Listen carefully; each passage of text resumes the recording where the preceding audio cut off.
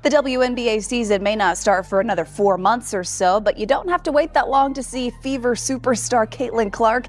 She's joining the NBA broadcast. Caitlin Clark has just secured the biggest broadcasting opportunity any women's basketball player has ever received, stepping onto NBC's national stage beside legendary Hall of Famers. At the exact same time, many of the WNBA veterans who spent the last 2 seasons criticizing and undermining her are staging protests outside league headquarters, waving props, and demanding unrealistic salaries as collective bargaining talks fall apart. The difference between the two sides couldn't be clearer. One is building a brand that reaches far beyond the court, while the other is stuck in frustration and internal turmoil. Clark is elevating her career to new heights, becoming a face of basketball on national television, while her loudest critics struggle to maintain relevance. So what does it all mean? Is Caitlin Clark becoming larger than the league itself? Or do the longtime players have a legitimate argument that they deserve a bigger share of the growth she helped spark? Either way, the contrast tells the story. One path leads to opportunity, the other leads to chaos. Lynn will be with NBC's Sunday Night Basketball this weekend, February 1st. She'll be joining the crew as a special contributor during the pregame coverage when the Lakers play the Knicks at Madison Square Garden. And then she's going to do it again. She'll be back again March 29th, helping with the coverage of Knicks Thunder, that game in OKC. Again, you can watch it all right here on NBC. Caitlin Clark has made history once again, becoming the first current WNBA star ever invited to join NBC Sports' Basketball Night in America as an official contributor.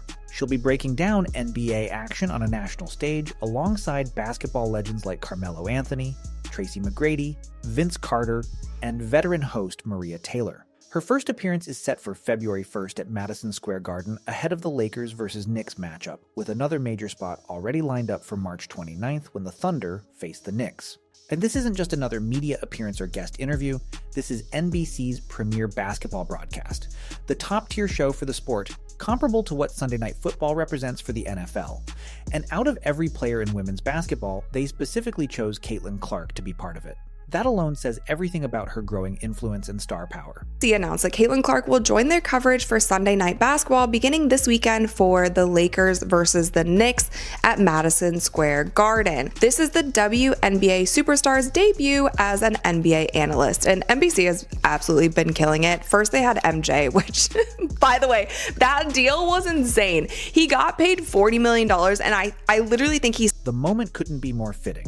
While Caitlin Clark is locking in major national media opportunities and sharing platforms with basketball icons, a group of longtime WNBA players are outside league offices staging demonstrations with inflatable props, pushing for pay raises that simply don't match reality. The contrast is almost unbelievable. These are the very same veterans who spent the last 2 seasons criticizing Caitlin for receiving too much spotlight, sheer roughing her up on the court, and complaining that new fans were only tuning in because of her. Now they're watching that same player rise beyond the boundaries of the league itself, building a brand on the biggest stages in sports television while they resort to attention-seeking protests that only make them look bitter and out of touch. One side is focused on growth and opportunity, the other seems stuck in frustration and resentment, and the difference in direction has never been more obvious. NBC knows how to find the cream of the crop talent, and I just loved what the executive producer for NBC Sports said. This is Sam Flood. He said there's no more iconic figure in basketball in the women's game right now, or the game in general. Sam Flood, the executive producer at NBC Sports, didn't just praise Caitlin as a star in women's basketball, he called her one of the most exciting and electrifying players in all of basketball, period. That difference in language matters. NBC isn't treating her like a niche attraction from a smaller league. They're presenting her on the same level as NBA superstars because they recognize her reach goes far beyond the typical WNBA fan base. Basketball Night in America regularly pulls in massive national audiences, while most WNBA broadcasts struggle to attract even a fraction of those numbers. By bringing Caitlin onto that platform, NBC is introducing her to millions of mainstream sports viewers who may never have tuned into a women's game before. And that reality clearly makes some of the league's longtime veterans uncomfortable. Financially, the gap is just as striking. Her pay for these broadcasting appearances will likely surpass what many WNBA players earn over an entire season. Let that sink in, 2 television segments could bring in more income than 40 professional games for others in the league. That isn't favoritism or charity from NBC. It's simply the marketplace acknowledging her undeniable value. While other players push for higher salaries through protests and tense labor negotiations, Caitlyn is creating new opportunities for herself through performance, personality, and professionalism.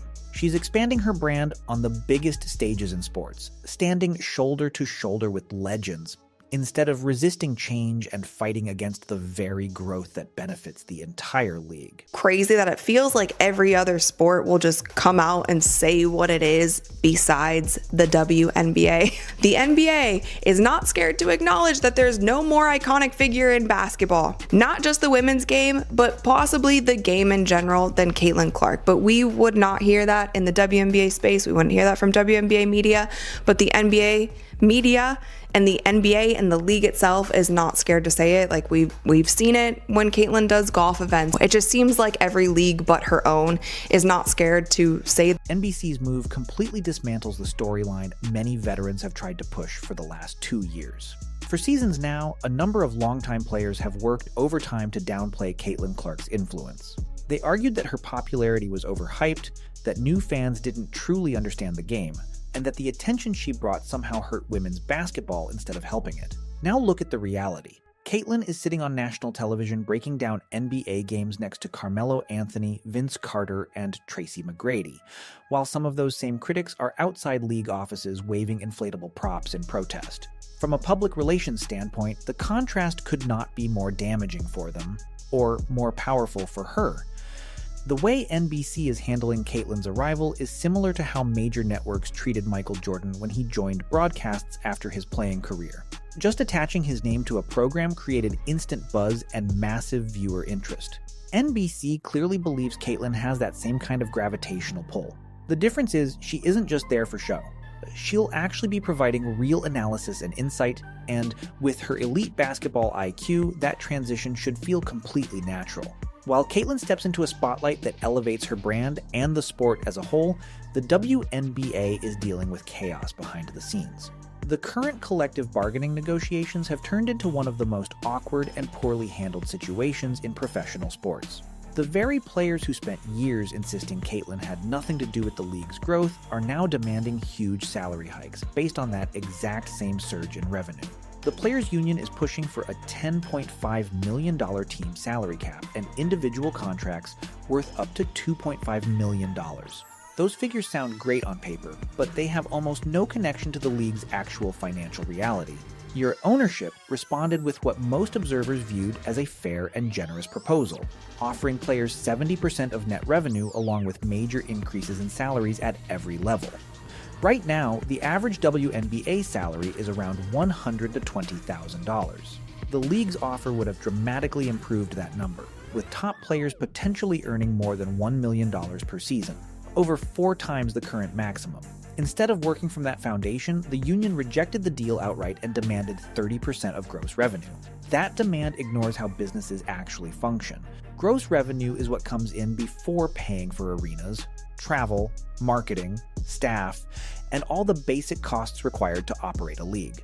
Wanting a share of money before expenses are covered isn't tough negotiating. It's unrealistic. The leadership behind these talks makes the situation even more complicated. Breanna Stewart and Nafisa Collier, both vice presidents of the WNBPA, also happen to be co-owners of Unrivaled, a brand new basketball league competing directly with the WNBA. That means they are negotiating on behalf of the WNBA players while simultaneously running a business that benefits if the WNBA struggles. Even Stewart admitted publicly that balancing those roles is overwhelming. Of course it is. It's an obvious conflict of interest. A successful WNBA agreement that improves salaries and conditions makes Unrivaled less appealing. A messy, failed negotiation that creates uncertainty makes their competing league more attractive. They stand to gain from dysfunction. Sophie Cunningham pointed out this exact problem on a podcast, openly questioning how union leaders can fairly represent players while owning a rival organization. Yet nothing has changed.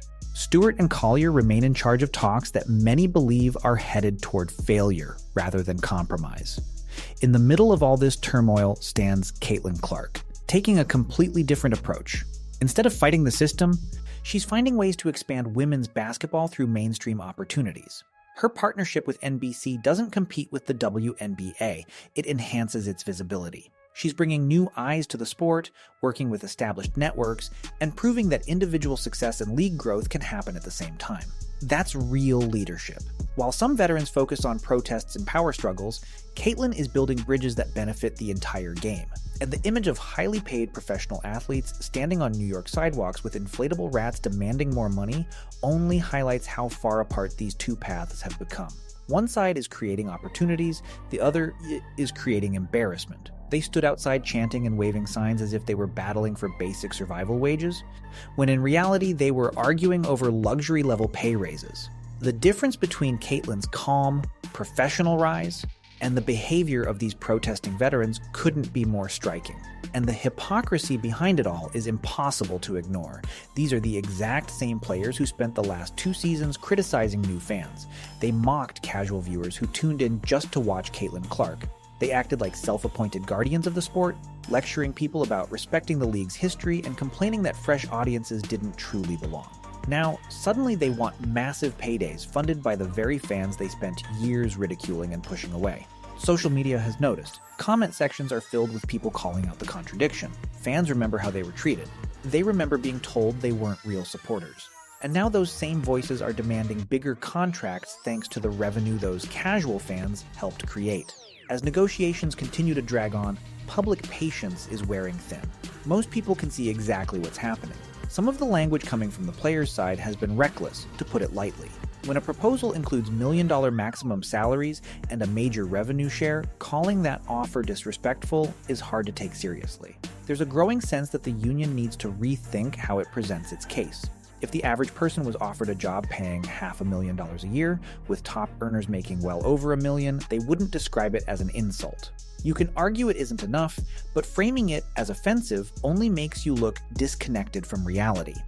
Many veterans appear to be intentionally stalling these talks, fully aware that fans are desperate for the 2026 season to happen.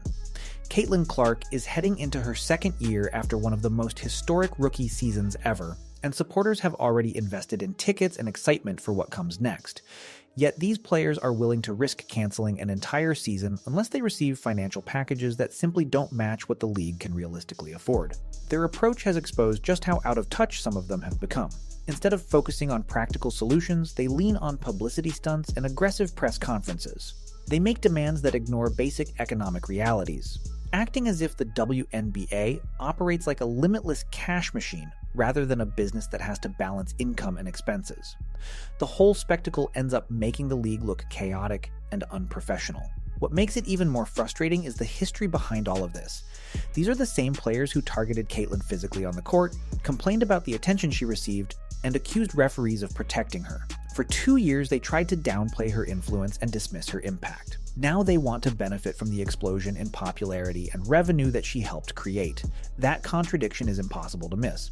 As Bill Walton bluntly put it, Caitlin was a gift to the league. She opened doors that hadn't existed before. She brought in new fans, new money, and new opportunities. Instead of appreciating that, many veterans responded with jealousy and resentment. His message was simple. She helped elevate everyone. Because of her, the entire league is in a better position. Fighting against the very person who helped improve your situation makes no sense. And that's the uncomfortable truth at the center of all of this. Caitlin Clark changed the trajectory of women's basketball. She attracted audiences the league had never reached, created financial growth, and expanded the sport's visibility. Rather than embracing that, too many longtime players spent years trying to tear her down instead of recognizing the opportunity she brought with her. Now those same veterans are trying to cash in on the very surge in popularity she helped create, even as their own actions threaten to damage the league through messy negotiations and side business conflicts. Mark Cuban summed it up perfectly when Caitlin announced she was turning pro. He immediately told his team, "We've got Elvis." His point was simple. There have been plenty of talented performers in music history, but only one true Elvis. In Cuban's eyes, Caitlin Clark is that kind of figure. After decades in professional sports, he recognized instantly that she wasn't just another star. She wasn't just moving the needle. As he put it, she is the needle. And he's absolutely right. team sports have never seen anything quite like her. That's the part so many veterans refuse to accept. Caitlin isn't just a talented player who happens to be popular, she's a rare, once-in-a-generation figure who reaches far beyond the normal boundaries of her sport. NBC sees it, major brands see it, fans clearly see it. The only ones struggling to come to terms with it are the players who can't handle the idea that someone else has become the face of the game. Nafisa Collier recently went on a broadcast during an unrivaled game and openly bragged about the growth and success of that league. The problem, she's also a vice president of the WNBPA, supposedly representing WNBA players in good faith negotiations. Promoting a direct competitor while helping lead union talks is a staggering conflict of interest, and fans immediately called it out online. Moments like that make it obvious why these negotiations feel doomed from the start. Breanna Stewart and Collier stand to gain far more from instability in the WNBA than from a smooth, successful agreement. A strong new collective bargaining deal would make Unrivaled less appealing. A breakdown that threatens the season, however, opens the door for their league to grab talent and attention. At a certain point, it stops looking like they're negotiating for the good of WNBA players and starts looking like they're negotiating for their own personal benefit. More and more people are beginning to recognize that. While all of this drama unfolds, Caitlin Clark keeps doing the opposite, building her career, expanding her influence, and creating opportunities that elevate women's basketball instead of tearing it apart. The player so many tried to diminish is now operating on a level none of them can match. If you want honest coverage about what's really going on in the world of women's basketball, hit that like button and subscribe. Let me know your thoughts on this whole situation down in the comments. Thanks for watching.